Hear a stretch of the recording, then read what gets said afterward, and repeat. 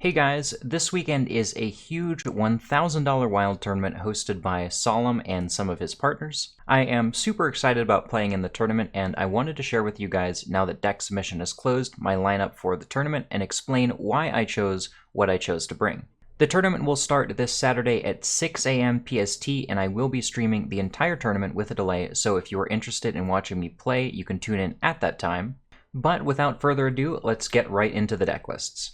So there actually was an EU tournament that happened last weekend, and with the results from that tournament, I took a representative sample to figure out what decks people will be playing. And absolutely no surprise, Reno Priest is the #1 deck list, followed by the likes of Q-Block, Odd Demon Hunter, Secret Mage, and Jade Druid being the second most popular decks. Of course, Reno Priest is a must-bring, so I chose Ben from Work's list. The advantage of this particular list is that it has an extremely strong matchup versus control decks with the likes of Geppetto to find cards like Raza and Velen for cheap, in addition to the dual win condition of both Velen and Spawn of Shadows, including Thaurissan, which can be used to combine the two in a single turn if you really need huge damage. Jade Druid can't out-armor this, Q-Block loses to Psychic Scream and Anduin, and for the most part, this is just a great list against everything you're going to see in the tournament, and honestly, I don't expect to play much of it since it's just going to get banned.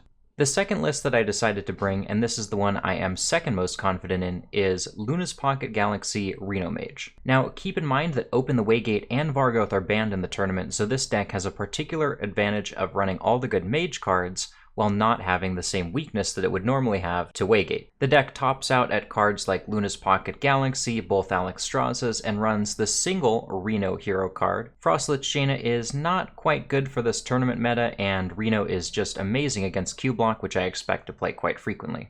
Overall, this deck pretty much just wins on the spot if you get Galaxy off early, and has the value to go toe-to-toe with pretty much any matchup, and I even included Geist for those Jade Druid matchups, which turn out a little bit difficult. The third deck I brought, and this is where it starts to get a little controversial, is I brought Reno Warlock. Now, the thing about Reno Lock is that it's extraordinarily good versus pretty much everything. Now, with no Quest Mage in the meta, it becomes a lot stronger because that was one of the decks keeping it away. With both Quest Mage decks dead, control decks are extremely viable compared to what you would see on ladder. And consider that because you get a ban in the tournament, you can ban the two worst matchups for control decks, which are going to be Quest Mage and Reno Priest. So this lineup creates a Priest ban and then just uses control to outvalue and outcontrol pretty much everything left. This list is pretty standard. It tops out at Gul'dan and N'Zoth, and it also runs Geist because Jade Druid can be a pretty difficult matchup for Reno Warlock.